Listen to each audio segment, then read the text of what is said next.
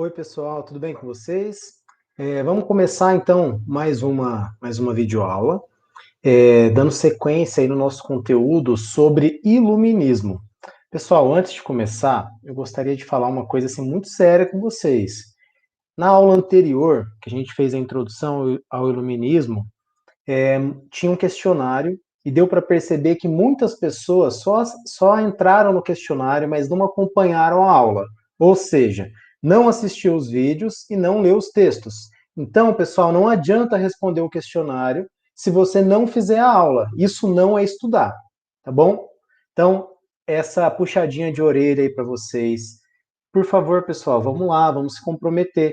É uma vez na semana o conteúdo de história, ok? Quem está fazendo corretinho, não é para você esse recado, né? Vocês já sabem aí quem fez ou quem deixou de fazer.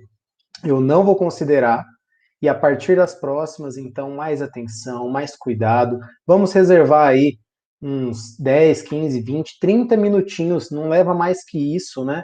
Mais do que uma hora aí para assistir uma, duas aulinhas e fazer as atividades. Ok? Vamos lá então, pessoal. Vou compartilhar aqui minha tela para a gente começar. Foi necessário aí esse puxão de orelha, porque muita gente estava precisando, né? Então vamos lá. Hoje nós vamos falar aí sobre os pensadores iluministas.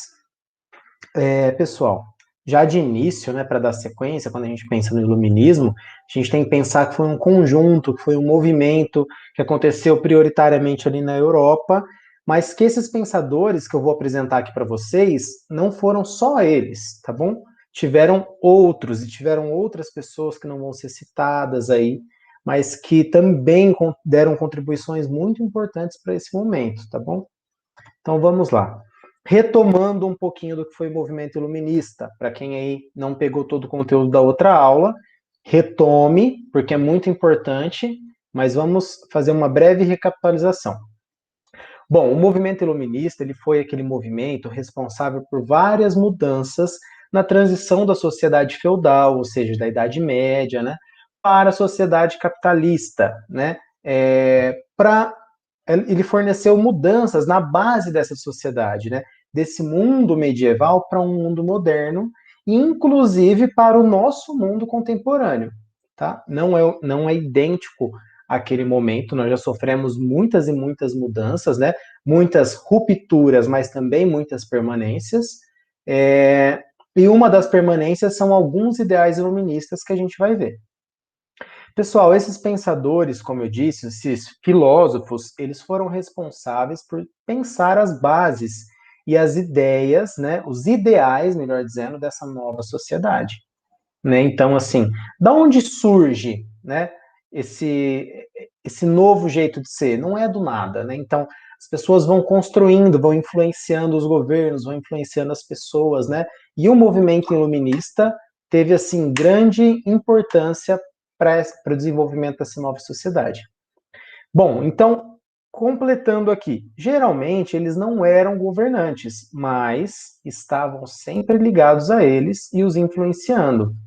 Então, assim, existia uma ideia de que a maioria, pelo menos, defendia que o filósofo, o pensador, ele não tem que ser o governante, mas o governante ele tem que se cercar de filósofos, né, de pensadores, de pessoas aí para poder desenvolver então essa nova sociedade.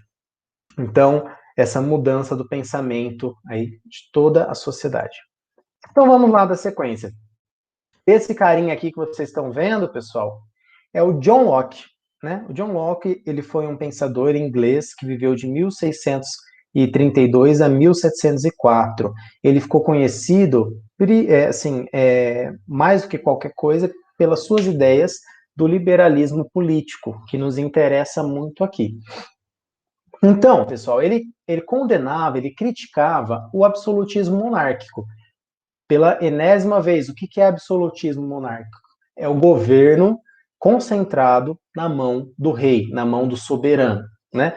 Esse poder absoluto que o rei faz e desfaz de acordo com o que ele bem entender.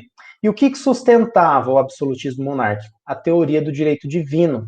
Ou seja, Deus me iluminou, iluminou minha família, então nós temos aí essa iluminação divina, e por isso somos governantes e podemos fazer aí o que dá na nossa ideia, porque nós somos iluminados, né, por Deus, nós temos aí dádivas divinas, né? Então ele falava, olha, né, vamos questionar isso aí, pessoal. E aí o que que ele propunha? Para ele, os indivíduos têm direitos e liberdades individuais, e a principal função do Estado é garanti-los. Então, olha só que interessante. Antes, no período medieval, não se falava em direito, né? O direito que você tinha era de respeitar o seu soberano, ou ali o governante do feudo onde você participava, né? O seu sucerano, né? Caso você for vassalo de alguém. Então, não se tinha direitos sociais, né? Então, essa palavra ela começa a surgir ali. Ela vem com Locke, ela vem com um grupo dos pensadores aí iluministas.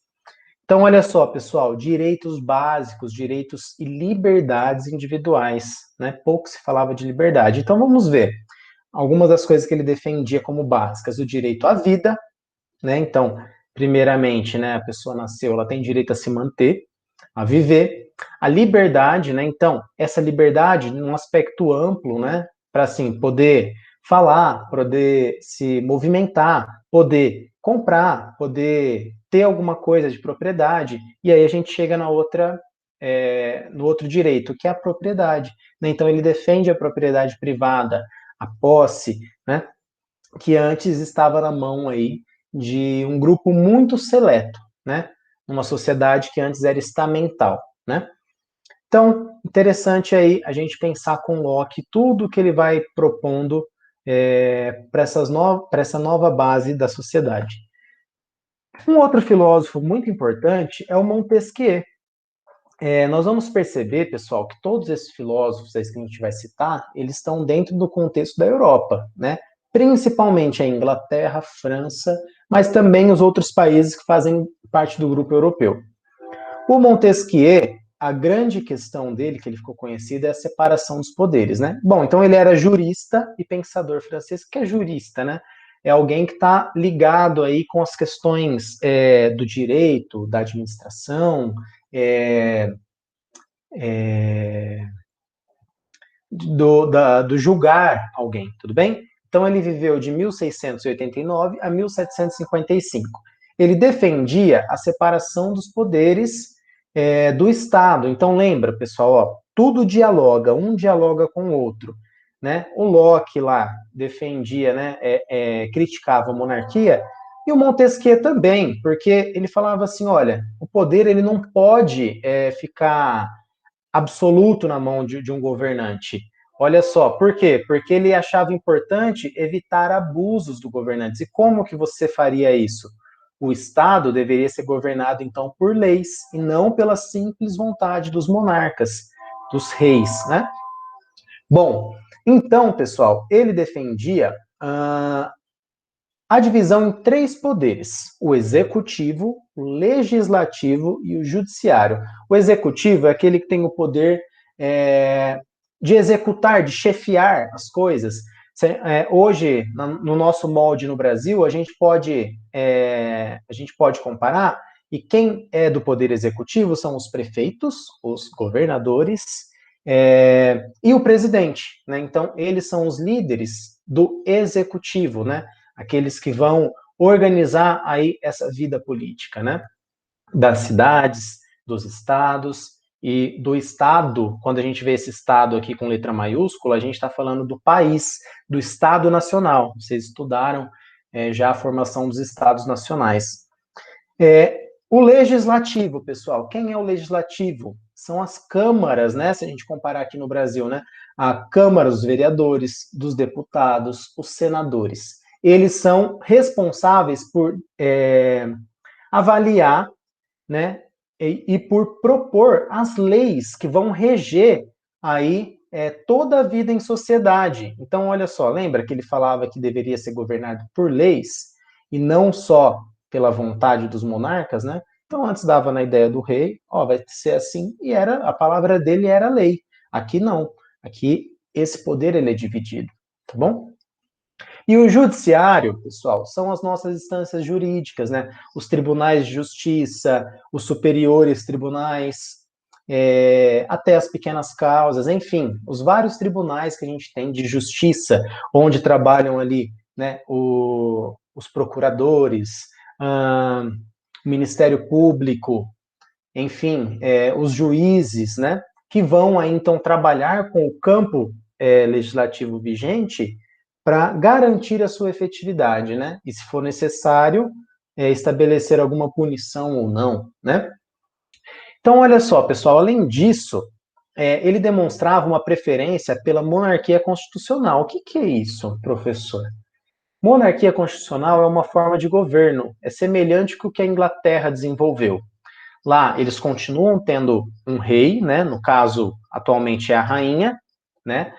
A Rainha Elizabeth. Então, eles continuam tendo a rainha. Porém, existe um sistema constitucional. Então, o parâmetro que vai reger não é a vontade da rainha, e sim as leis, a Constituição. A Constituição, pessoal, lembra dessa palavra? Ela é a maior lei do Estado Nacional, do país, né? Então, as constituições federais, no caso do nosso país, que é uma república federativa, a Constituição Federal é a lei maior. Então, olha que interessante. Continua existindo a monarquia, mas se pautando aí pelas leis. Então, ele defendia isso naquele momento. Hoje, na Inglaterra, a gente tem aquela frase que diz que o rei reina, mas ele não governa. Quem governa é o primeiro-ministro. Lá, o rei não é o chefe do executivo. O chefe do executivo é o primeiro-ministro, né?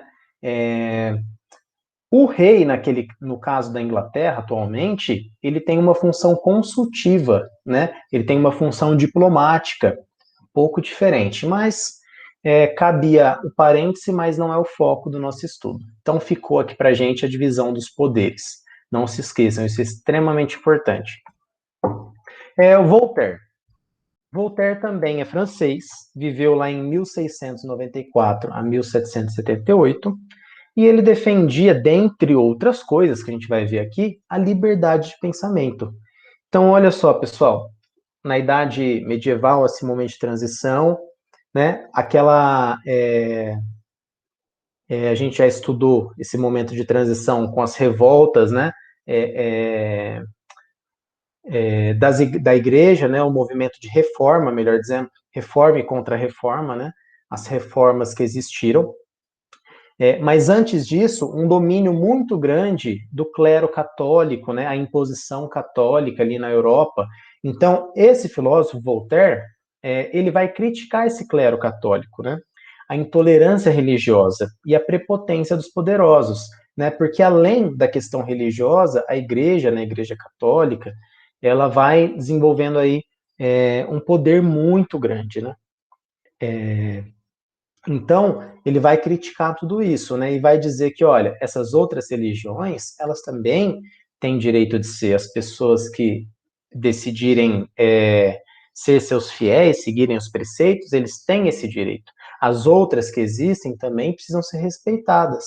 Então, já se começava a falar de liberdade, de tolerância religiosa, liberdade de expressão, de pensamento. Aqui o segundo ponto, terceiro ponto. Defesa da liberdade de expressão, de pensamento e de crença. Então, olha só, pessoal, você pode se expressar, né? Que também lembra do Index, né? Que foi uma das ações da contra-reforma da igreja, né? A proibição da liberdade de expressão. Aqueles que iam contra os desejos aí, ou contra os mandos dos reis, também não podiam se expressar, tinham que seguir, né? Então, liberdade para se expressar, para pensar e para crer naquilo que você bem quer. Para ele, os reis deveriam guiar-se pela razão. Lembra que uma das características principais aí do iluminismo é a razão? Então, olha, os reis deveriam se guiar pela razão, respeitar as liberdades do indivíduo e agir com o auxílio dos pensadores. Falei para vocês na introdução da aula que a ideia, e isso vem com Voltaire, ele não fala de um poder do povo, mas ele fala do governante, do monarca, do soberano, dele se cercar aí de filósofos, dele se cercar das ideias do povo e dele fazer a vontade do povo. Então, nesse sentido, a monarquia deveria garantir o interesse da sociedade, certo? Percebam, pessoal, que muitos desses filósofos, eles ainda vão defender a monarquia como forma de governo, mas uma monarquia diferente, não absolutista. Aqui eu trouxe uma frase dele que vai demonstrar muito a questão da liberdade de pensamento, de expressão, tá bom? Ele diz assim: posso não concordar com nenhuma palavra que você diz, mas sempre defenderei o seu direito de dizê-las. Né? É um princípio extremamente interessante, né? Hoje a gente, hoje não, né? Isso é desde Sócrates ele sofre com isso, e acho que até muito antes, né? As pessoas terem direito de se expressar, mas também de ser ouvidas, né? E de assim a gente construir algo melhor. Vamos lá. Rousseau. Esse rapaz aí, esse senhor, que já faleceu em 1778, né? Nasceu em 1712, na Suíça, ele se chama Jean-Jacques Rousseau, né? E ele ficou conhecido aí, dentre outras coisas, pelas suas ideias do contrato social e do bom selvagem. O que o Rousseau criticava? Diferentemente da maioria dos outros filósofos que vão exacerbar assim, uma prática do excesso assim da razão, ele vai criticar, ele vai falar, olha, a razão ela é importantíssima, nós temos que pautar a nossa vida, nosso pensamento, nossa organização política pela razão, mas nós somos seres humanos e a gente vive em meio às emoções, às vontades e aos desejos, né? Então ele vai falar, olha, a gente não pode descartar esse lado humano, né? Que faz parte aí da nossa vida. Então ele faz algumas críticas aos excessos racionalistas, né? E aí, pessoal, um dos pontos que ele vai defender é que o soberano deveria governar de acordo com a vontade da maioria do povo para construir uma sociedade mais justa e igualitária, parecido com o Voltaire, não é? Tá vendo? Eles dialogam. E aí, vamos entrar em coisas que ele coloca também diferente dos outros, que ele traz a ideia do bom selvagem. Quando ele ouve alguns relatos do pessoal aí, principalmente dos ingleses, quando estão colonizando os Estados Unidos da América atualmente, né? Muitos relatos dos indígenas, da forma de vida nas Américas, né? E aí ele tenta compreender essa forma de vida indígena do pessoal que já vivia nesses locais e começa a tirar uma teoria. E aí ele chega à conclusão que as pessoas nascem boas, mas a sociedade as corrompe. Por quê? Ele percebe, né, essa mudança de que a vida do bom selvagem, a vida daquele que está ali vivendo num estado de natureza, ela muda completamente quando existe a chegada da sociedade. E qual que é o marco fundamental da sociedade? É a propriedade. Então, o primeiro é meu, a primeira divisão do espaço, e colocar um limite, colocar uma regra, uma questão social ali estabelecida, cria aí esse estado de sociedade. Para viver, pessoal, no estado de sociedade, né, porque a gente não tem como voltar para um estado do bom selvagem, para o estado de natureza, existe o contrato social. Então ele vai falar, olha, é importante que a gente desenvolva o contrato social. Lembra da ideia da Constituição? É mais ou menos isso. Então, assim, pode ter coisas que estão escritas ou não, mas que são normas de sociedade, que são normas para se viver e para conviver, né? Então, por exemplo, não se pode matar. Então, dialoga lá com Locke, tem direito à vida, né? Os seres humanos têm direito à vida, têm direito à liberdade, têm direito à propriedade. Mas também o contrato social vai estabelecer também deveres, né?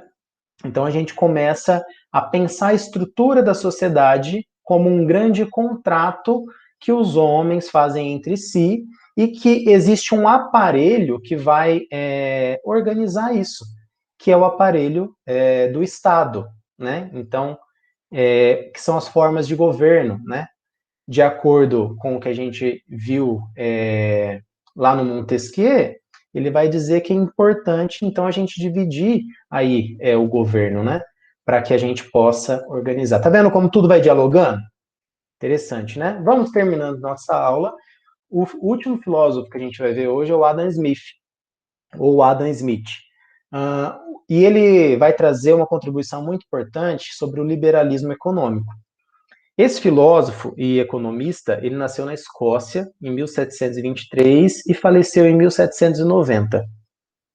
E ele faz, pessoal, a crítica à interferência do Estado na economia. A gente já veio falando disso desde a aula anterior também, como um dos princípios, né, defendidos aí pelos iluministas, né? Então esse cara ele vai ser um marco na defesa dessa questão da economia, dessa questão da oferta e da procura. Vamos lá. Para ele, a economia deveria ser conduzida pelo jogo livre de mercado, conforme a oferta e procura. Já ouviram falar a lei da oferta e procura?